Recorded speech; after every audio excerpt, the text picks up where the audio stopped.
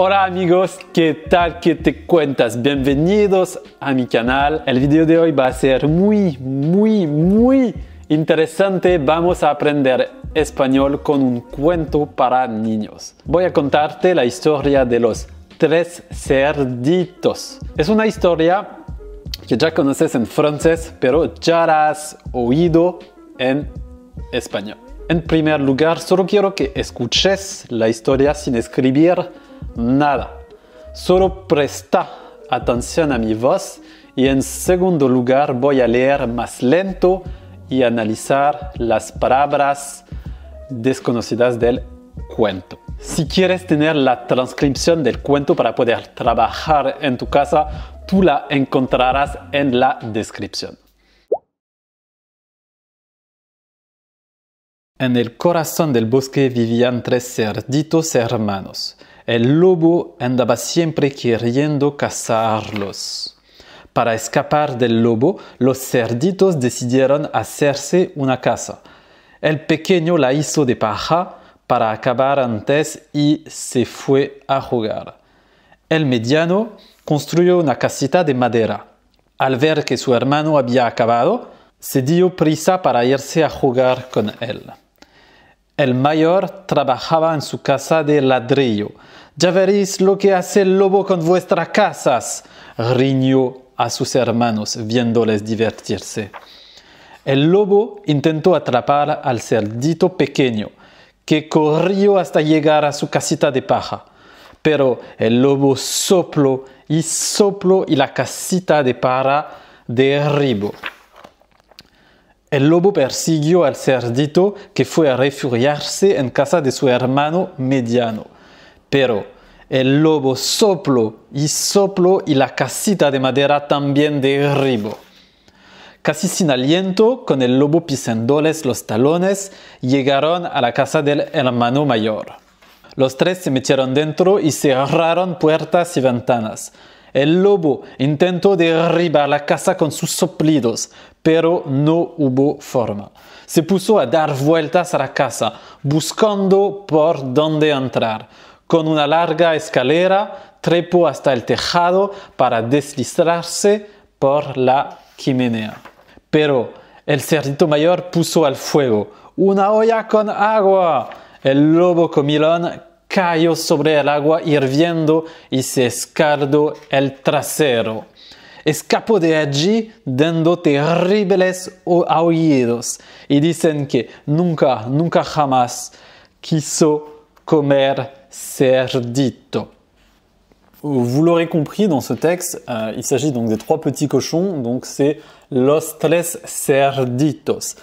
En fait, ce qui est intéressant, et ça c'est quelque chose que tu dois savoir, quand tu vois ou tu entends la terminaison avec ito, ito à la fin d'un mot, eh bien c'est généralement pour donner eh bien déjà un côté affectueux ou bien pour renforcer que par exemple la personne, la chose est petite, mignonne.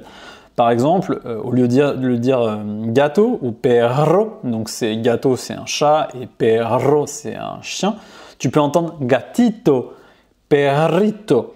Sous-entendu, c'est un chaton, un chiot, ils sont petits, mignons. Par exemple, tu vois, ma voisine, elle est chilienne et elle m'appelle Damiencito. Et c'est juste, voilà, ça a un côté un petit peu affectueux. C'est une terminaison qui est vraiment très utilisée en Amérique latine. Donc, tu vas pas trop l'entendre en Espagne, mais voilà, si tu vas en Amérique latine, tu risques de l'entendre. Un cochon, c'est cerdo.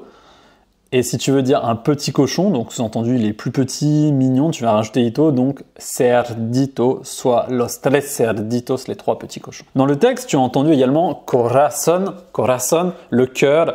Exemple, ella me rompió el corazón. Bosque, donc qui signifie la forêt, le bois. Donc par exemple, esta mañana me desperté en el bosque. Donc voilà, ça peut arriver si tu as fait la fête, une grosse fête hier soir, tu peux te réveiller dans les bois. Mais voilà, bosque, forêt, bois. Ensuite, eh bien, le vocabulaire vraiment à savoir, c'est el lobo, c'est le loup, ça tu l'auras compris. Par exemple, una manada de lobos, une meute de loups. Il y a aussi cazar, qui signifie chasser, attraper, capturer. Ensuite, tu as paja. La casa de paja, c'est la paille, donc une maison de paille. Là, tu vas retrouver également casita, donc ce qui signifie une petite maison, une maisonnette. Donc là, ici, au lieu d'utiliser ito, ça va être ita parce que une maison, c'est féminin. C'est féminin, donc c'est parce que c'est un. Donc on l'accorde en genre. On appuie donc le fait qu'on parle d'une petite maison, d'une maisonnette, una casita. Ensuite, tu vas entendre darse prisa, qui signifie se dépêcher. Le texte, donc, il va contenir beaucoup de passés simples. Donc là, je vais te mettre déjà la conjugaison pour se dépêcher, pour que tu comprennes un petit peu mieux. Donc je te l'ai mis au passé simple. Donc il faut que tu comprennes que ça indique qu'une action est terminée. Donc on ne peut pas traduire directement donc, avec notre passé français. Il faut juste que tu retiennes que cette expression, au passé simple, elle veut dire que tu t'es dépêché à un moment donné, mais que c'est terminé. Donc je te donne un exemple. Me di prisa, je me suis dépêché. Ça n'a pas d'incidence sur l'avenir, ça veut dire que tu t'es dépêché à un moment donné, mais que c'est terminé. Et darse prisa avec le passé simple, c'est une forme que tu vas retrouver dans le texte. Tu vas retrouver également madera, qui veut dire bois. On a casa de madera, une maison en bois. Ladrillo, des briques. On a casa de ladrillo, une maison en briques. Tu vas également retrouver le verbe soplar, souffler. Perseguir, poursuivre. La victima persiguió al ladrón. Donc poursuivre. La victime a poursuivi le voleur. Derribar, abattre, démolir. Par exemple, la compañía de demoliciones derribó el viejo edificio. Donc dans le texte, quand le loup essaye d'abattre les maisons des petits cochons, derribar est beaucoup utilisé. Ensuite, tu vas voir sin aliento, essoufflé, à bout de souffle. Dar vueltas, ça aussi c'est utilisé dans le texte, ça signifie tourner, courir partout, faire les 100 pas. Tu as un peu cette notion de tourner en rond, quoi. Il y a aussi tejado, c'est le toit. Il y a escaldarse, se brûler, s'ébouillander. Tu vas également voir aullido, qui signifie hurlement, cri de douleur. Donc par exemple, desde mi dormitorio, puedo oír los aullidos de los lobos. Donc, depuis ma chambre, je peux entendre les cris, les hurlements des loups. Comilón, c'est aussi intéressant à connaître. Glouton, goinfre. Donc par exemple, el hijo de mi vecino es un niño comilón. Donc ne surtout pas oublier le petit accent sur le haut. Donc ça signifie mon glouton, goinfre. Donc le fils de mon voisin est un enfant glouton. Et enfin, deslizarse, donc c'est se glisser, se faufiler. Donc il est utilisé à un moment quand le loup essaye de descendre dans la maison des trois petits cochons.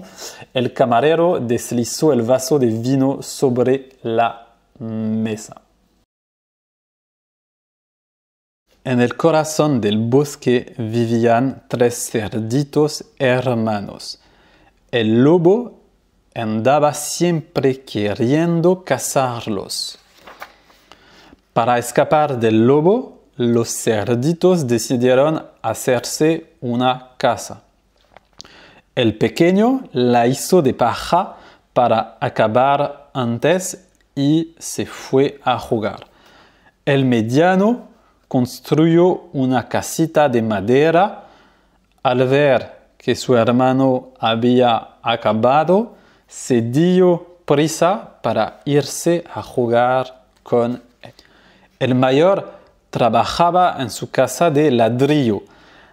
Ya veréis lo que hace el lobo con vuestras casas, riñó a sus hermanos, viéndoles divertirse. El lobo intentó atrapar al cerdito pequeño, que corrió hasta llegar a su casita de paja. Pero el lobo sopló y la casita de paja derribó. El lobo persiguió al cerdito, que fue a refugiarse en casa de su hermano mediano. Pero el lobo sopló y la casita de madera también derribó.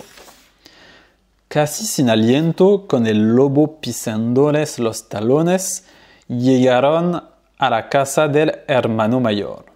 Los 3 se metieron dentro y cerraron puertas y ventanas. El lobo intentó derribar la casa con sus soplidos, pero no hubo forma. Se puso a dar vueltas a la casa buscando por dónde entrar. Con una larga escalera trepó hasta el tejado para deslizarse por la chimenea. Pero el cerdito mayor puso al fuego una olla con agua. El lobo comilón cayó sobre el agua hirviendo y se escaldó el trasero. Escapó de allí dando terribles aullidos y dicen que nunca jamás quiso comer cerdito.